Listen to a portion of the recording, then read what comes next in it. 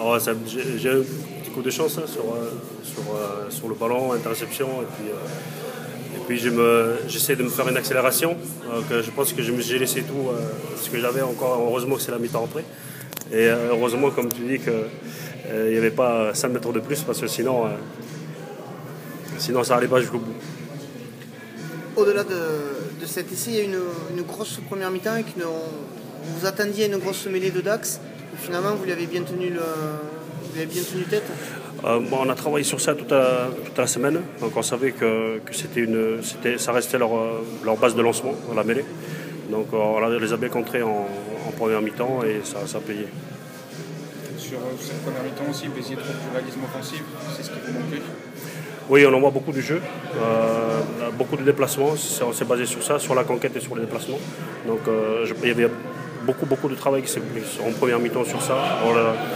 On a laissé beaucoup de jus aussi sur cette première mi-temps et puis voilà. Sur la deuxième, un visage complètement opposé, c'est un petit peu votre point faible. Ce qui ne va pas, c'est que quand tout va bien en première mi-temps, derrière on ne vous reconnaît plus. On a l'impression que... Ouais, c'est l'image un peu qu'on donne un peu, que ce soit à l'extérieur ou à la maison et tout. C'est vrai que soit on fait une très bonne entame de match et en deuxième mi-temps un peu brouillon, ou alors c'est l'inverse. Donc il faut essayer de rectifier ça et d'essayer au moins de jouer 80 minutes complètes à plein temps pour pouvoir essayer au plus haut. Donc, voilà. Comment tu l'expliques personnellement cette deuxième mi-temps? Thibaut Suchet parlait d'un peu de suffisance, Marc Bager de déconcentration. Comment tu le résumes? Je pense qu'on regarde un peu trop le score. Je pense, à mon avis, d'un sentiment un peu on se contente de ça. Donc, sans faire exprès, et sans vraiment prendre en compte et continuer à jouer comme en première mi-temps et tout, on les laisse un peu revenir en deuxième mi-temps. Vous perdez stratégiquement, quoi. Vous faites la passe de trop, beaucoup oui, de pénalités. Voilà. Je pense qu'en voulant précipiter les choses pour tuer le match, on se met en danger nous-mêmes. Jouer des ballons vite alors qu'il n'y avait pas le danger. Faites la passe de trop alors qu'il n'y avait pas de danger non plus.